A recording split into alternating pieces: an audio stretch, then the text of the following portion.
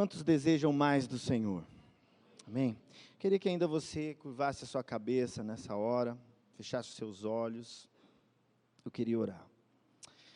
Senhor Jesus, nós nos colocamos diante de Ti.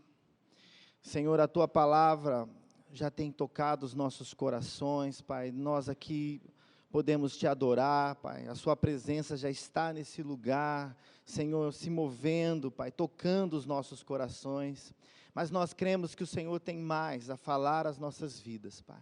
Deus, e nós abrimos os nossos corações, Pai, para que a Tua palavra, ela possa vir de forma certeira, Senhor, porque a Tua palavra, ela é transformadora, a Tua palavra, Senhor, muda os nossos caminhos, a Tua palavra nos dá direção, Pai. Deus, e nós nos expomos a Tua palavra nesta noite, e abrimos os nossos corações, Pai, para recebermos mais de Ti, Pai. Deus, para que ela fale, Senhor, e não seja apenas um conhecimento, não seja apenas, Senhor, uma teoria, Pai, mas, Deus, que ela possa produzir, Senhor, uma prática nas nossas vidas, Pai. Queremos e nos abrimos a Ti, em nome de Jesus. Amém. Amém, queridos. Nós cremos no poder da palavra de Deus. E nós queremos estar nessa noite, estamos na série, de que Jesus está à porta, uma jornada de comunhão com Deus. E como é importante a gente estar expondo as nossas vidas na presença dEle. Agora, nesse mês, nós estamos nesse tema que Jesus sonda mentes e corações. A palavra de Deus, ela é rica, ela toca os nossos corações, as nossas vidas. Eu creio que Deus vai falar com você nesta noite. Amém, queridos? Ele sonda os nossos corações. Como temos dito, o nosso coração, a nossa mente, é a central de controle. Tudo passa nos nossos corações. Aquilo que é bom e aquilo que é ruim. Tudo que nós vemos à nossa volta é fruto de que alguém pensou, do que alguém sonhou.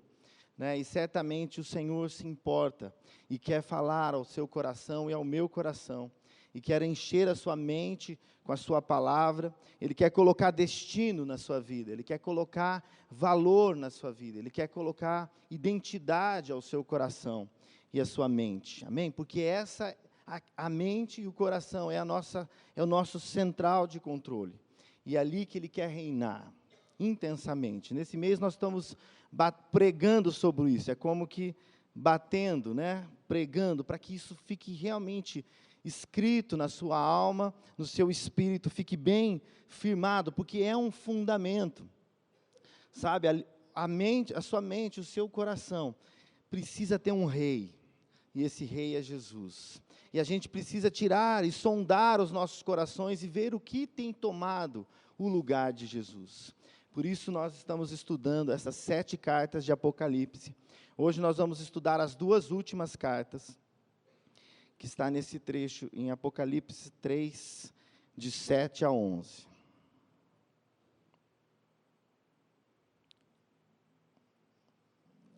Vamos primeiro ler essa parte. Ao anjo da igreja em Filadélfia, escreva: estas são as palavras daquele que é santo e verdadeiro, que tem a chave de Davi. O que ele abre, ninguém pode fechar, e o que ele fecha, ninguém pode abrir. Conheço as suas obras. Eis que coloquei diante de você uma porta aberta, que ninguém pode fechar. Sei que você tem pouca força, mas guardou a minha palavra e não negou o meu nome. Vejam o que farei com aqueles que são sinagoga de Satanás, e que se dizem judeus e não são, mas são mentirosos. Fareis que se prostrem aos seus pés, e reconheça que eu amei vocês. Visto que você guardou a minha palavra, de exortação à perseverança, eu também o guardarei na hora da provação que está para vir sobre todo o mundo, para pôr à prova os que habitam na terra. Venho em breve. retenha o que você tem, para que ninguém tome a sua coroa. Amém, queridos? É uma palavra dirigida a uma das igrejas, das 7 igrejas de Apocalipse, Filadélfia. Interessante que Jesus sempre ressalta, né, para cada uma dessas igrejas, uma das suas facetas, né, uma das suas qualidades, né. Jesus, né, ele diz, olha, que é o santo e verdadeiro, que tem a chave de Davi. Ele abre portas que ninguém pode abrir, né, o que ele abre, né, o que ele fecha ou o que ele abre, né, ninguém pode mudar, porque ele é um Deus poderoso. E aqui ele segue falando a esse povo, que nós temos que abrir o nosso coração, para que Deus fale conosco, né? Essa é uma das igrejas que não foram repreendidas de forma direta, foi assim, animada, né? Não teve uma repreensão, algo errado, assim, que Jesus apontou, mas ela foi, assim, exortada, né? E aqui a primeira coisa que Jesus fala, olha, tem uma porta aberta, existe uma porta de oportunidade, sabe, queridos? Nós precisamos viver em Cristo e buscar neles essas portas. Jesus tem portas de oportunidade. Nós muitas vezes, através da nossa força ou do nosso esforço, né, nós tentamos abrir portas. Mas saiba que Jesus tem uma porta aberta para você, em várias áreas. Jesus tem porta aberta na sua família, Jesus tem porta aberta, né, para os seus negócios, para o seu trabalho. O importante é que estejamos atentos a Ele. O importante é que Ele esteja no centro da sua vida, no seu coração. Portas serão abertas, amém? Assim como essa igreja recebeu essa notícia de Jesus.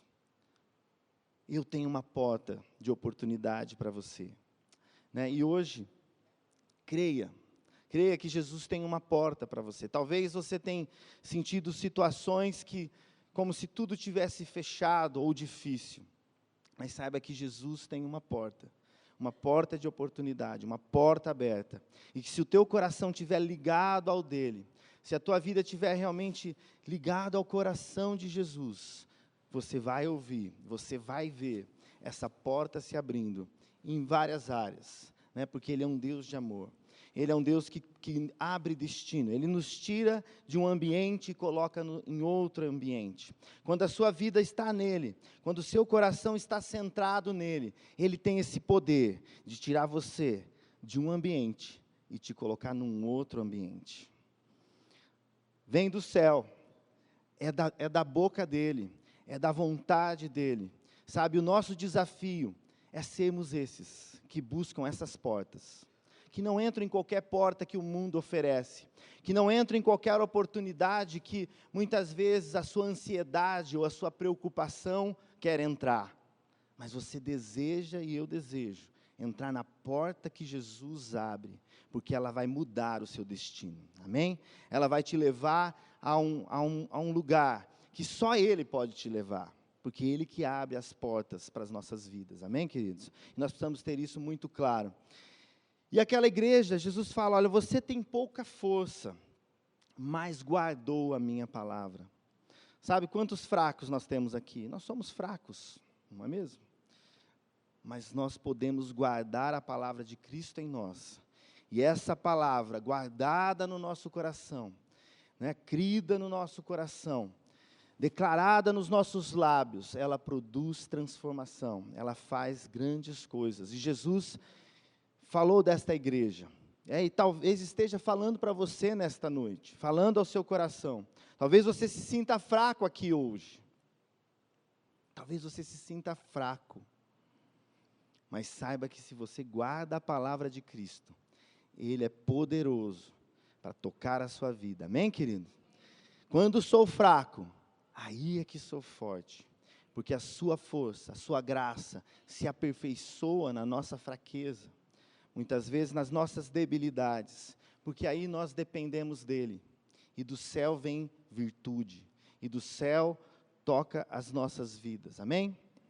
E essa igreja passava por isso, e Jesus prometeu guardá-la. Jesus chegou a afirmar que amava essa igreja, né, que ia exaltá-la diante de uma situação que eles estavam vivendo ali contra os judeus, né, os judeus que se diziam judeus, mas perseguiam e não eram verdadeiros judeus.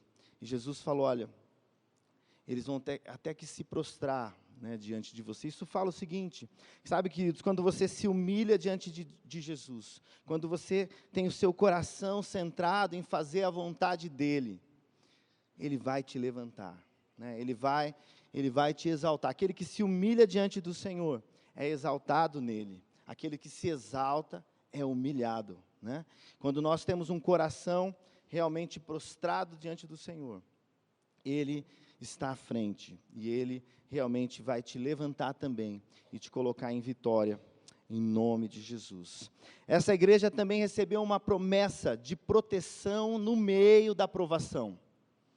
Quantos aqui enfrentam provações, né? Todos nós enfrentamos todos os dias, mas se nós temos Jesus no centro das nossas vidas, assim como essa igreja tinha, Ele promete estar conosco e nos proteger no meio da provação. Amém? No meio da luta, no meio daquela circunstância difícil, você tem um escape, você tem uma fonte, né? No meio do deserto vai jorrar água. Por quê?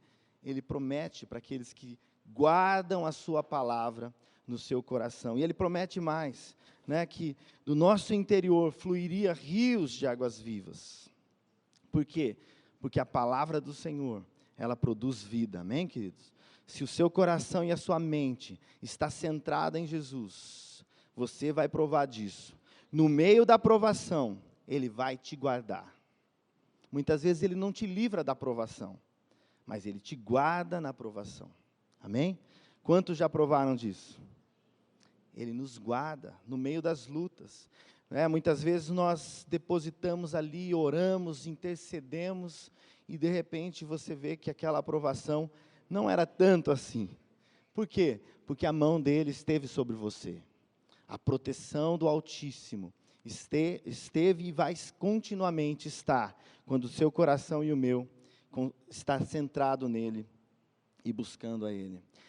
Jesus exortou essa igreja a não perder o que você tem, a não retroceder. Sabe, muitas pessoas retrocedem, muitas pessoas desistem no meio do caminho. E saiba que a vida cristã é uma jornada que tem um fim. Um fim.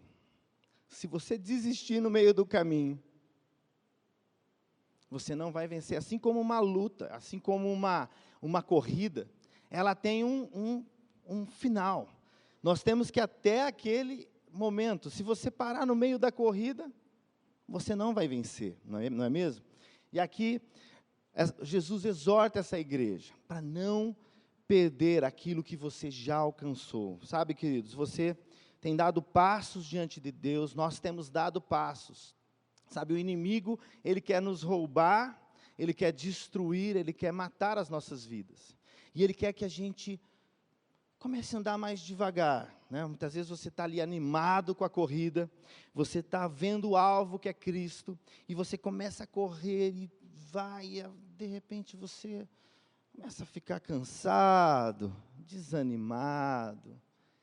E aí tem alguns valores que a gente vai deixando de lado, algumas coisas nós vamos deixando para trás, mas saiba que o que o Senhor nos exorta, continua olhando para o alvo, continua se encantando com o alvo que é Jesus, continua se apaixonando para o alvo que é Jesus, continua buscando Ele com todo o seu coração, com toda a sua mente, com toda a sua força. Força vai vir para as suas pernas, né? Disposição vai voltar, porque você tem o alvo, você tem um caminho, um final, que é a sua soberana vocação em Cristo, amém? E quando nós temos isso, a força do Espírito Santo vai te impulsionar, mas não retroceda, não deixe o inimigo fazer que você olhe o alvo errado, não deixe que o inimigo faça você entrar na porta errada, mas tenha Jesus no centro da sua vida, e Ele vai fazer grandes coisas, amém, queridos?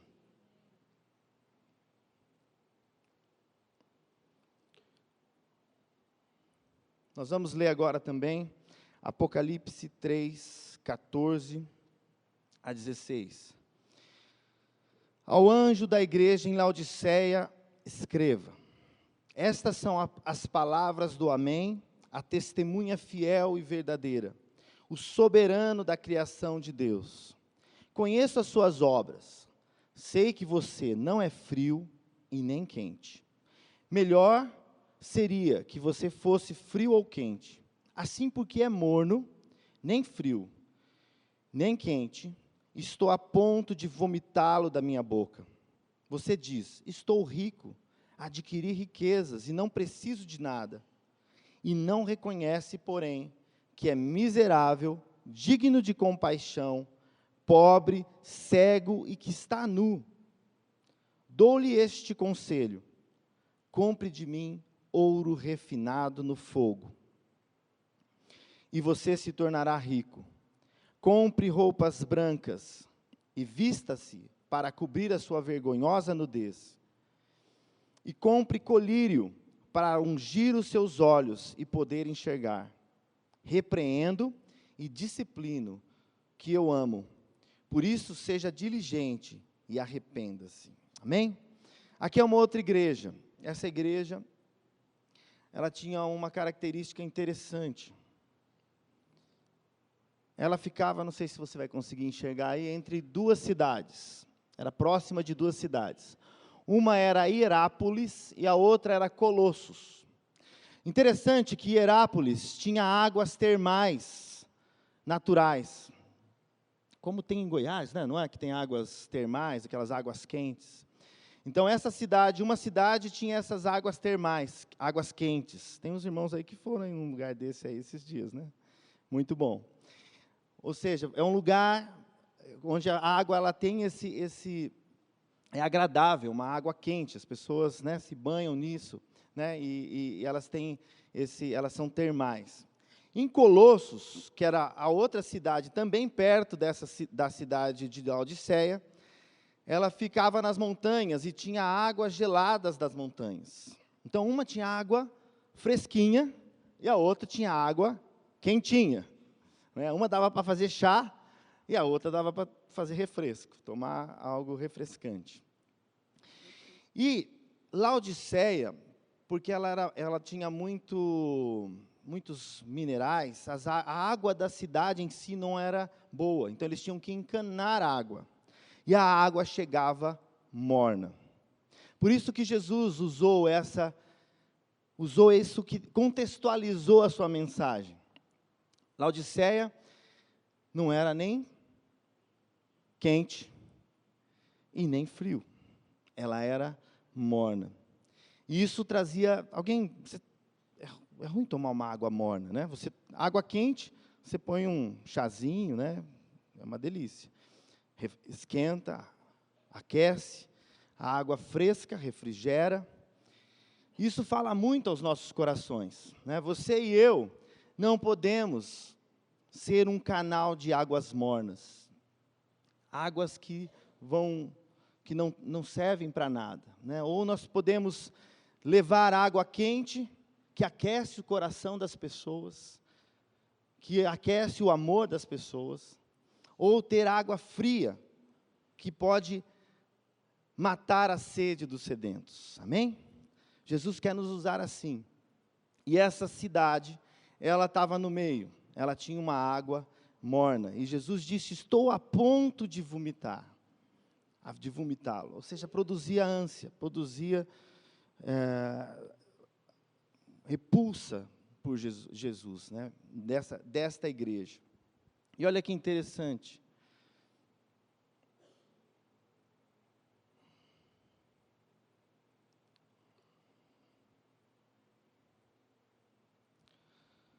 Era uma cidade rica. Você viu que no texto ele fala: não estou precisando de nada, eu sou independente. Outra coisa que Jesus contextualizou, era uma cidade produtora, ela tinha uma indústria têxtil. Interessante que ela produzia lã preta. Eu fiz um estudo sobre isso. Ela tinha depósitos de minerais que providenciavam colírios medicinais para as disfunções dos olhos das pessoas. E ela produzia ouro. Então, ela é uma cidade rica. Por isso que Jesus fala, você acha que é rico. Mas, de fato, espiritualmente falando, isso que nós precisamos sondar. Que riqueza que temos buscado em Jesus, né? E Jesus aqui contextualiza a história, né? Era uma cidade que tinha muita produção têxtil, e ele fala, olha, vocês estão nus.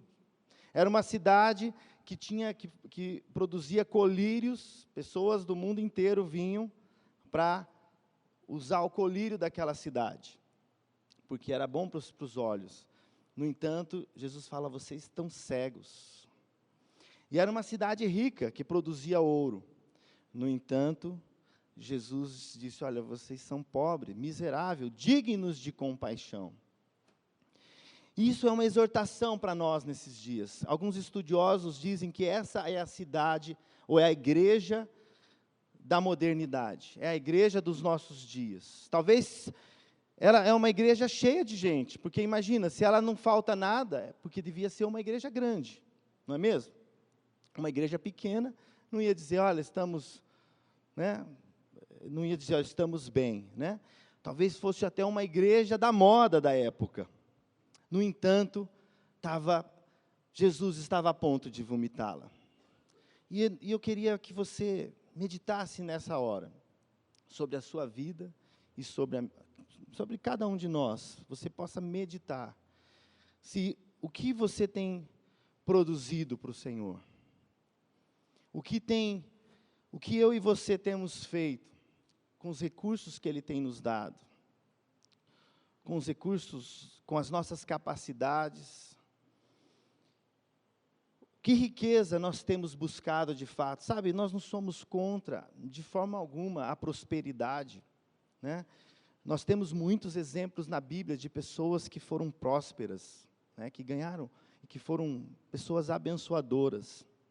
E o Senhor usa as nossas vidas, e usa os nossos bens, né, para abençoar outros também.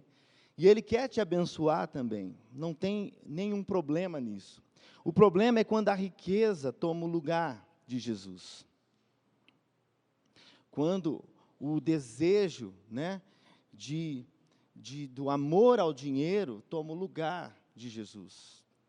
O dinheiro pode ser uma ferramenta muito útil na mão de um cristão verdadeiro, né? Alguém que realmente tem o seu coração em Jesus. E aqui Jesus trabalha isso nesta igreja. E olha o contraponto, Ele quer pegar a sua miséria espiritual, a nossa pobreza espiritual, e Ele fala, compre de mim ouro refinado no fogo.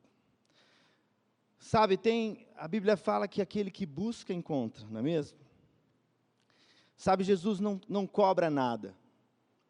Outro trecho da palavra fala que compre sem preço. Mas há uma busca. Você e eu, isso não vai vir sem nenhum esforço, sem nenhum desejo de receber do Senhor. Mas a busca é ela que produz esse ouro, esse ouro refinado pelo fogo. E fala assim, você se tornará rico. Nós precisamos buscar essa riqueza. E essa riqueza vem do alto, vem de Jesus, vem da graça dEle. Nós não merecemos, nós não temos condições de produzi-la por nós mesmos, mas nós podemos comprar dEle. E entenda como comprar, buscar. Muitas vezes há um preço a buscar. Você está aqui, você podia estar em casa, né? Houve um esforço da sua parte de estar aqui para ouvir a palavra. Isso é um preço a ser pago.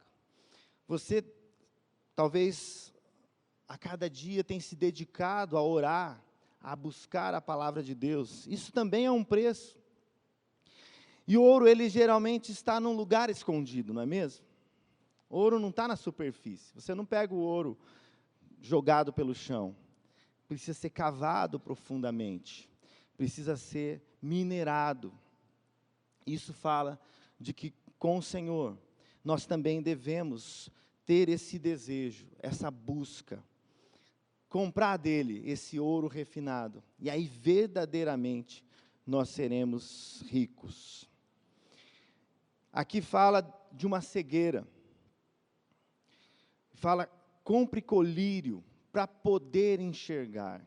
Sabe, queridos, isso é a obra do Espírito Santo mais especial que ele pode fazer na tua vida e na minha vida. É poder abrir os seus olhos espirituais. Olhos espirituais.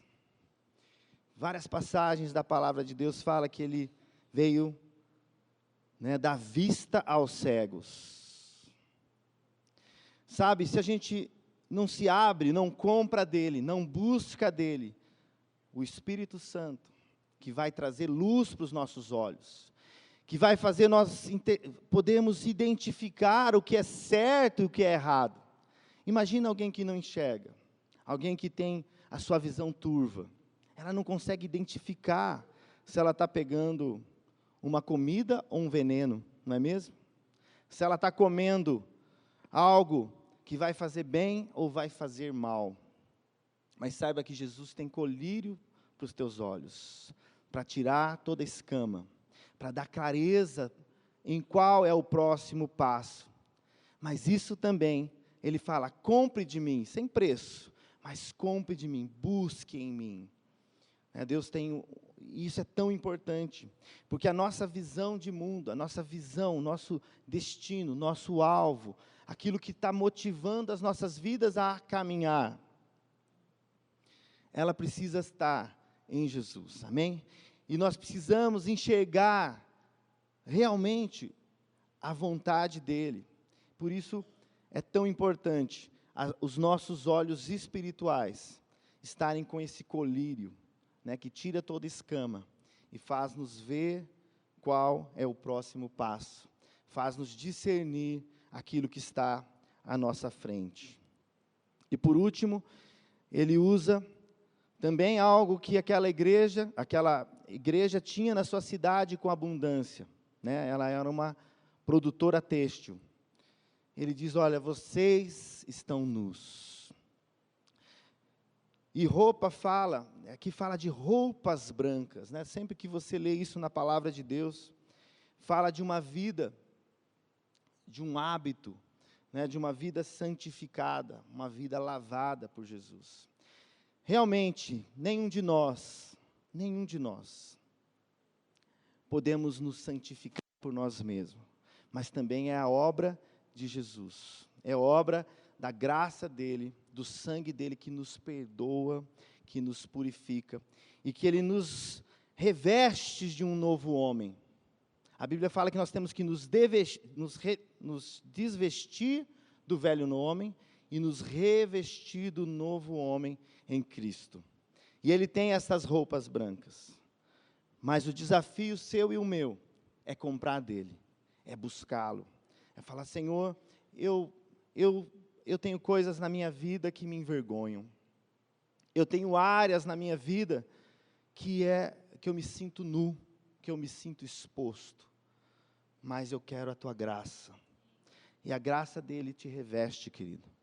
Não é algo que você e eu merecemos, mas quando você crê na palavra redentora, resgatadora de Jesus, Ele coloca roupas brancas, Ele coloca uma vida que é transformada nele, pelo sangue dele, por essa busca constante. Você vai olhar para trás e você vai ver Jesus transformando a sua vida. E você vai continuamente ter esse desejo, Senhor, eu quero te agradar, eu quero andar nos seus caminhos, eu quero me revestir destas roupas brancas. Amém? Tem uma outra passagem, só para reforçar, em 1 João 2,16 diz assim, pois tudo que há no mundo, a cobiça da carne, a cobiça dos olhos e a ostentação dos bens não provém do Pai, mas do mundo.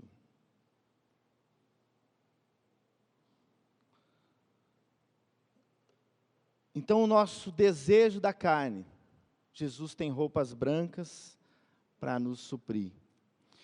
Nosso desejo dos olhos, Jesus tem um colírio para transformar sua visão, para que você e eu possamos enxergar o próximo passo. E a ostentação dos bens, ele tem uma verdadeira riqueza, ele tem um ouro refinado no fogo, que são os valores da sua palavra, né, que são o seu reino, que é o caráter de Jesus crescendo nas nossas vidas. Isso que tem valor. Sabe, tudo nessa vida vai passar, mas a palavra de Deus vai permanecer por toda a eternidade.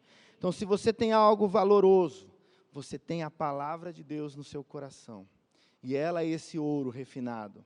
Muitas vezes, você passa provação, Deus está refinando o ouro na sua vida, não é mesmo? Muitas vezes, situações difíceis você enfrenta, mas se você permanece nele, ele vai produzir um valor na sua alma, no seu espírito, que é como um ouro que foi purificado. Foi purificado ali na fornalha, foi purificado no meio da provação, mas você vai poder passar disso e dizer, fui aprovado, não pela sua força, não pela sua capacidade, mas novamente, porque você comprou dele ouro refinado, porque a mão dele esteve sobre você, e você foi fortalecido na graça e no poder dele, amém? Então, ele tem um remédio. Essas são as 3 grandes tentações, né? A concupiscência da carne, a concupiscência dos olhos, ou seja, o desejo da carne, o desejo dos olhos, e a ostentação dos bens. São as coisas que movem esse mundo, não é mesmo? Né? Esse mundo está enfiado em prostituição, em coisas impuras, né? As pessoas estão a cada vez, né, desejando apenas aquilo que os seus olhos, né, a ostentação dos bens, é o que move esse mundo, como não mudou. A palavra continua sendo muito atual, é exatamente o que move esse mundo. Mas Deus nos chama a buscar valores muito maiores, amém, queridos? Muito maiores e muito melhores, porque o caminho dele é maior e melhor. Ele te supre em todas as suas necessidades. É muito melhor ser suprido em Cristo. E temos promessas nisso. Sabe, muitas vezes o diabo pega a sua necessidade e distorce, faz que você pegue um caminho, um atalho, que vai te levar à morte. Mas Jesus, Ele nos supre em todas as nossas necessidades. Em todas as nossas necessidades. E o diabo sempre vai tentar achar uma brecha, né, nas nossas vidas, tentando atrair os nossos olhos, assim como ele fez com Eva. Olha que fruto lindo, não é mesmo? Ele é saciável, ele tem sabor, né, tentando atrair a nossa carne. O diabo sempre vai tentar a mesma estratégia. O fruto pode trazer o conhecimento do bem e do mal, né? Ele tenta te levar a algo que você e que traz destruição, porque o pecado sempre ele traz destruição, mas Jesus ele tem a cura, ele tem a graça, ele tem o poder para que você e eu possamos ser mais do que vitoriosos, amém? É dele que vai vir, as roupas brancas, é dele que vai vir o colírio, é dele que vem o ouro refinado. Em 1 Pedro 1:23, nós vamos ler alguns trechos para reforçar. Pois vocês foram regenerados, não de uma semente perecível, mas imperecível, por meio da palavra de Deus, viva e permanente. Sabe, o que está no seu coração não é uma semente perecível, mas é uma semente imperecível. E você e eu, nós podemos ser regenerados, refeitos. Amém? Jesus vai fazer isso, querido. Quando eu e você crermos nessa palavra de Deus, que é viva e permanente, Essa semente, ela é poderosa para produzir fruto nas suas vidas, em todas as áreas. Lembra de uma área, lembra de um problema, lembra de uma situação que está te incomodando, que está te abatendo. Coloque essa semente imperecível nela. Começa a declarar a palavra de Deus nesta área, nesta situação. Eu creio, você vai ver, os frutos, eles virão. Porque é uma semente, a semente da palavra de Deus. Ela é poderosa para te regenerar, para te transformar.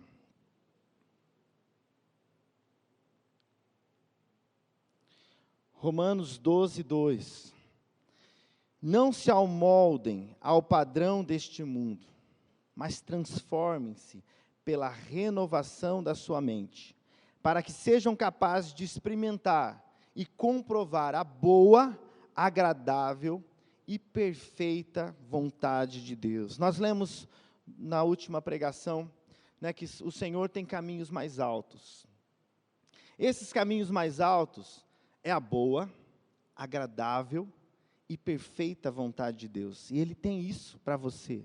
Vira para o teu irmão e fala assim, ó, Jesus tem para você a boa, agradável e perfeita vontade de Deus.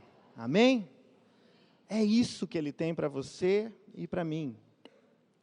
Mas a mente precisa ser transformada. A nossa mente precisa ser renovada. Aqui fala, transformem-se, mudem, né? Pela renovação da mente. Não se amoldem ao padrão deste mundo. Satanás está sempre querendo colocar você dentro de um molde. Ele quer te marcar. Mas Jesus, Ele quer te libertar. Né? Jesus quer transformar a sua mente, o seu coração, para que você experimente. Queridos, o que Jesus quer fazer na sua vida e na minha, se você e eu cremos na palavra dEle, deixarmos a palavra dEle encher a nossa mente e encher o nosso coração, nós vamos experimentar a vontade de Deus, o destino de Deus para a sua vida. E Ele é maravilhoso, Ele não faz coisas superficiais, Ele faz coisas maravilhosas, porque Ele é um Deus maravilhoso. Mas para isso você e eu precisamos deixar Ele transformar nossas mentes. Se a nossa mente está encantada com este mundo, ou se a nossa mente está em portas que o diabo abriu, se o nosso coração está sendo dirigido, inclinado para outras coisas, nós não vamos provar e experimentar, né, dessa maravilhosa vontade de Deus, mas Ele quer, e Ele já te entregou essa divina semente, essa semente incorruptível.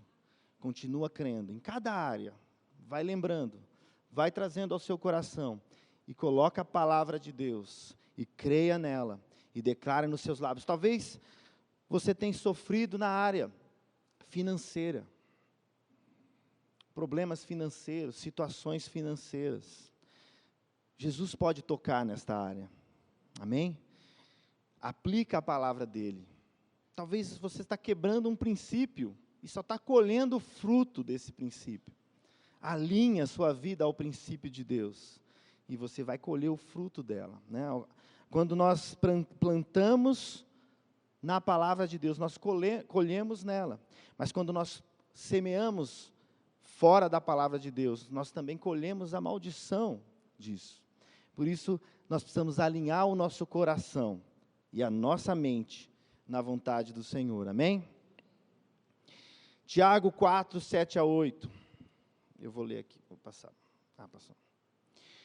Portanto, submetam-se a Deus, resistam ao diabo, e ele fugirá de vocês. Aproximem-se de Deus, e ele se aproximará de vocês. Pecadores, limpem as mãos, e vocês que têm a mente dividida, purifiquem o coração. Aqui nós temos dois princípios. Primeiro, submetam-se a Deus. Ou seja, quando nós nos colocamos debaixo da mão dEle, em obediência ao Senhor, nos submetemos a Ele, o que acontece? Nós resistimos ao diabo e ele foge de nós. não é mesmo? Mas antes vem, submetam-se a Deus, né? Colocamos as nossas vidas, nos dobramos a Ele, nos humilhamos diante do Senhor, e Ele vem com a sua mão e faz o diabo fugir. Sabe, querido, se você tem áreas na sua vida onde o diabo está atuando, olha aí o segredo, se submeta e resista, ele vai fugir, porque maior é aquele que está em você do que está neste mundo. E a Bíblia continua, aproxime-se de Deus, né? E quando nós nos aproximamos dele, o diabo, ele tem que correr, ele tem que fugir, ele tem que se dobrar, porque o poder de Deus está sobre você, que é a presença de Cristo. Mas nós não podemos ter mente dividida, novamente, os nossos pensamentos, eles precisam estar sendo alimentados pela palavra de Deus, amém?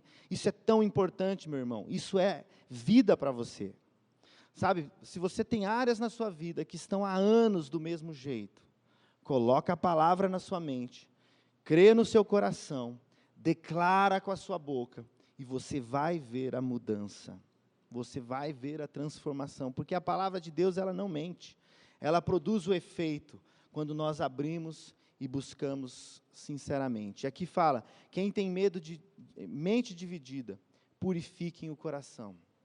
O Senhor quer purificar o seu coração e o meu, pelo seu sangue.